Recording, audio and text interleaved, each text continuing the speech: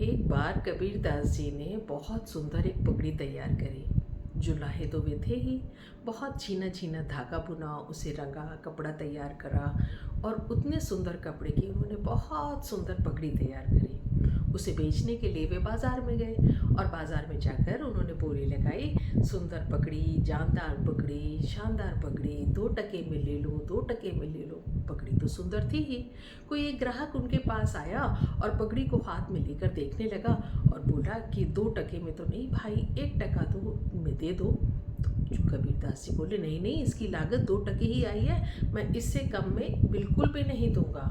और ऐसे ही करके 1-2 ग्राहक और आए, लेकिन उनकी पगड़ी नहीं बिकी। आखिर वे निराश होकर शाम को घर जाने लगे। रास्ते में उनका एक पड़ोसी मिला। उसने पूछा, कबीरदास जी क्या हुआ, आपकी ये पगड़ी नहीं बिकी?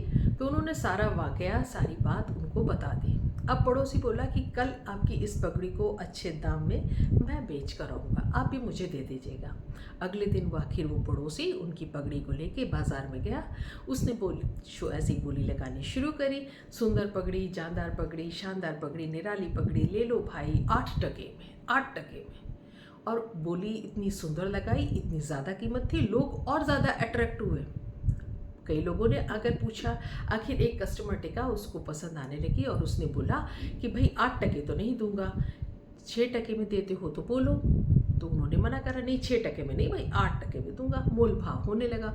आखिरकार उस कस्टमर ने 6 टके उस पड़ोसी के हाथ में टिकाए और पगड़ी को लेकर चला गया। वो पड़ोसी भी उस 6 टके को लेकर कबीरदास जी के पास आ गए और उन्हें 6 टके दे दिए।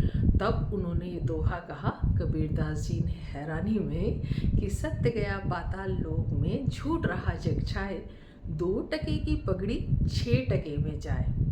वर्तमान में कलयुग में संसार भी कुछ ऐसा ही है। झूठ की वैल्यू तो खूब है, लेकिन अगर कोई सच बोलकर आपको आपका फ़ायदा भी करवा रहा हो तो भी डाउट होता है, इसमें कुछ कमी तो नहीं है। ऐसा ही है ना।